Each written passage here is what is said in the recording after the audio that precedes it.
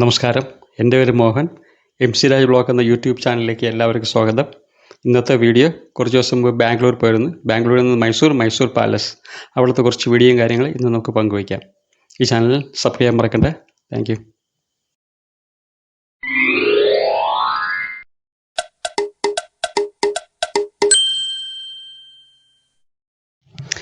ഇതാണ് കൊട്ടാരത്തിൻ്റെ ഇപ്പോഴത്തെ പ്രവേശന കവാടം. ആൾക്കാർ കൂടി നിൽക്കുന്ന സ്ഥലമാണ് ടിക്കറ്റ് കൗണ്ടർ. ഇവിടെ നിന്ന് ടിക്കറ്റ് എടുത്ത് വേണം നമുക്ക് അകത്ത് പ്രവേശിക്കാൻ. നമ്മൾ പ്രവേശിച്ചു കഴിഞ്ഞാൽ നമ്മൾ എത്തുന്നത് ഈ ഭാഗത്താണ്. ഇത് കൊട്ടാരത്തിൻ്റെ 4 ചുറ്റുമുള്ള സ്ഥലങ്ങളിൽ ഒരിടം. ഇവിടെ നിന്നും ചെറിയ രീതിയിൽ ഷോപ്പിങ്ങും മറ്റും നമുക്ക് നടത്താം. പക്ഷേ അത് തിരിച്ചു വരുമ്പോൾ മാത്രം മതിയാകും. ഇതുപോലുള്ള കാറുകളും ഇവിടെ കാണും. ചെറിയ ചാർജ് മറ്റുമേ ഉള്ളൂ.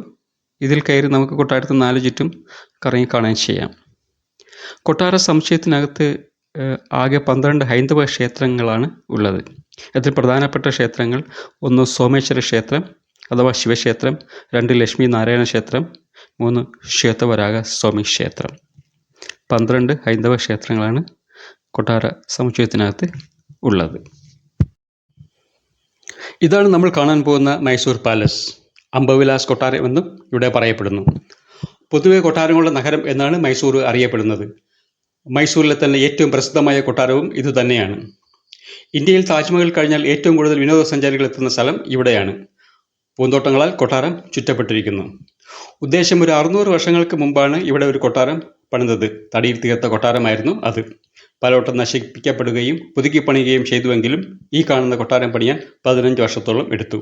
1897 പണി തുടങ്ങി 1912 പണി പൂർത്തിയാക്കി. മൈസൂർ ഭരിച്ചിരുന്ന വാടിയാർ രാജവംശത്തിൻ്റെ ഔദ്യോഗിക വസതിയായിരുന്നു ഈ കൊട്ടാരം. മൈസൂർ ദസറ മഹോത്സവത്തിൻ്റെ പ്രധാന വേദി മൈസൂർ കൊട്ടാരമാണ്. ഈ മുറ്റത്ത് വച്ചാണ് ദസറ ഉത്സവം ആഘോഷിച്ചിരുന്നതും ഇപ്പോൾ ആഘോഷിക്കുന്നതും. ചാമുണ്ഡി ദേവി ചാമുണ്ഡി ക്ഷേത്രം. ഇവിടെ നിന്ന് ഈ കാണുന്ന കിഴക്ക് വശത്തായിട്ടാണ് ചാമുണ്ഡി ഹില്ലും ചാമുണ്ഡി ക്ഷേത്രവും വരുന്നത്. മഹിഷാസുരൻ എന്ന ഹിരാതനെ ദേവി വധിച്ചതിൻ്റെ ഓർമ്മയ്ക്കായിട്ടാണ് ഇവിടെ ദസറ ആഘോഷിക്കുന്നത്.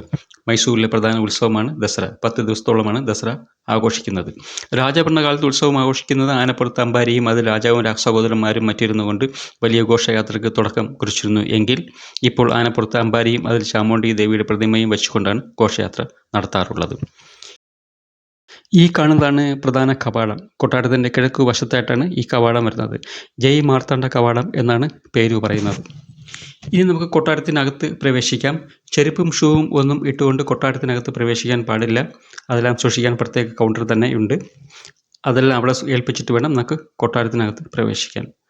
വരൂ, നമുക്ക് കൊട്ടാരത്തിനകത്ത് പോകാം. ഇതുവഴിയാണ് നമ്മൾ കൊട്ടാരത്തിനകത്ത് പ്രവേശിക്കുന്നത്. എപ്പോഴും ഇവിടെ വലിയ തിരക്കാണ്. ഒരാളിന് 100 രൂപയാണ് ടിക്കറ്റ്. പ്രത്യേകിച്ച് ഇവിടെ അവധികൾ ഒന്നുമില്ല. ഈ കാണുന്നതാണ് അംബവിലാസ് കൊട്ടാരത്തിലെ തുടക്കം. ഇത് കല്യാണ മണ്ഡപം. ഈ ഭാഗം കൊട്ടാരത്തിലെ പ്രധാനപ്പെട്ട മനോഹരമായ ഹാളാണ്. ഒരുപാട് സ്വർണ്ണങ്ങൾ വേണ്ടി വന്നിട്ടുണ്ട് കേട്ടോ ഈ ഹാൾ പണിയാൻ. രാജകുടുംബത്തിലെ വിവാഹങ്ങൾ, ജന്മദിനാഘോഷങ്ങൾ, മറ്റു പ്രധാന ചടങ്ങുകൾ എല്ലാം നടത്താറുള്ളത് ഈ ഹാളിൽ വച്ചാണ്. പറഞ്ഞാൽ തീരാത്ത പ്രത്യേകതകളോടുകൂടിയ പണിതാണ് ഈ ഹാൾ. ഒരുപാട് സവിശേഷതകൾ തന്നെ ഉണ്ട്. ഇത് പ്രൈവറ്റ് ദർബാർ ഹാൾ. ഇതും ഒരു സ്വർണ്ണമയമായ ഹാളാണ്. രാജാക്കന്മാരും കുടുംബാംഗങ്ങളും സ്വകാര്യ സദസ്സിനായി ഉപയോഗിച്ചിരുന്നത് ഈ ഹാളാണ്. മനോഹരമായി രൂപകൽപ്പന ചെയ്ത ഈ ഹാൾ ഇവിടെ വെച്ച് ഡാൻസും മറ്റും നടത്തപ്പെടാറുണ്ടായിരുന്നു. ഇത് ആനയുടെ തല. ഇത് ഒറിജിനൽ കൊമ്പനായുടെ തലയാണ് കേട്ടോ. പണ്ട് ബന്ദിപ്പൂർ മേഖലയിൽ ജനങ്ങൾക്ക് ജീവന് ഭീഷണി അഴിഞ്ഞാടിക്കൊണ്ടിരുന്ന കൊമ്പനാന ജനങ്ങളുടെ പരാതിയെ തുടർന്ന് അന്നത്തെ രാജാവും പരിവാരങ്ങളും ബന്ദിപ്പൂർ വനത്തിൽ പോവുകയും വേട്ടയാടി ആനകളെ വധിക്കുകയും അതിൻ്റെ തല വെട്ടിയെടുത്ത് കൊട്ടാരത്തിൽ ചുമരിൽ ഉറപ്പിക്കുകയും ചെയ്തു. ഇത് കേടാവാതിരിക്കാൻ ഇടയ്ക്കിടയ്ക്ക് കെമിക്കൽ ഉപയോഗിച്ച് വരുന്നു. ഇത് കാണുമ്പോൾ തന്നെ നമുക്കറിയാം രാജാക്കന്മാർ ഉപയോഗിച്ചിരുന്ന സിംഹാസനങ്ങളാണെന്ന്. ഇതാണ് അമ്പാരി. ആനപ്പുറത്ത് ഈ അമ്പാരിയിലാണ് ദസറയ്ക്ക് ഘോഷയാത്രകൾ നടത്താറുള്ളത്. ഇതാണ് പബ്ലിക് ദർബാർ ഹാൾ അഥവാ ഭരണ തീരുമാനങ്ങൾ എടുത്തിരുന്ന സ്ഥലം. രാജാവും മന്ത്രിമാരും ഭരണകർത്താക്കളും ദൈനംദിന കാര്യങ്ങൾ നടത്തിയിരുന്നതും പൊതുജനങ്ങളെ അഭിസംബോധന ചെയ്യുന്നതും മറ്റും ഈ ഹാളിൽ വച്ചായിരുന്നു. അതിമനോഹരമായിട്ടാണ് ഈ ഹാളും പണിതിരിക്കുന്നത്. നമുക്കിപ്പോൾ ഇതിനകത്ത് പ്രവേശനമില്ല. പുറത്തു നിന്നുകൊണ്ട് ഇതിൻ്റെ സൗന്ദര്യം നമുക്ക് നോക്കി ആസ്വദിക്കാം. ഇത് കൊട്ടാരത്തിൻ്റെ നടുമുറ്റം അഥവാ ഗുസ്തിമുറ്റം. മൈസൂരിലെ രാജാക്കന്മാർ ഗുസ്തിയോടും മറ്റും വലിയ കമ്പമായിരുന്നു. ഇവിടെ വച്ചാണ് ഗുസ്തി മത്സരങ്ങളും മറ്റു മത്സരങ്ങളും നടത്താറുണ്ടായിരുന്നത്, പ്രത്യേകിച്ച് ദസറ സമയത്ത്. ഇത് കഴിഞ്ഞ് നമ്മൾ വരുന്നത് ഈ ഭാഗത്താണ്. ഇതുവഴിയാണ് നമ്മൾ പുറത്തേക്ക് പോകുന്നത്. ഇവിടെ നിന്ന് നോക്കിക്കഴിഞ്ഞാൽ കൊട്ടാരത്തിൻ്റെ മുൻവശവും കിഴക്ക് ഭാഗങ്ങളും അതിമനോഹരമായിട്ട് നമുക്ക് കാണാൻ സാധിക്കും. ഇനി ഒരുപാട് കാര്യങ്ങൾ നമുക്ക് അകത്ത് കാണാനുണ്ട് കേട്ടോ. മൈസൂർ റെയിൽവേ സ്റ്റേഷനിൽ നിന്ന് ഉദ്ദേശം ഒരു 3 കിലോമീറ്റർ യാത്ര ചെയ്താൽ നമുക്ക് മൈസൂർ പാലസിലെത്താം. അതുപോലെ ബസ് സ്റ്റോപ്പിൽ നിന്ന് ഉദ്ദേശം ഒരു 1 കിലോമീറ്റർ മാത്രമേ ദൂരമുള്ളൂ മൈസൂർ പാലസിലേക്ക് വേണ്ടി.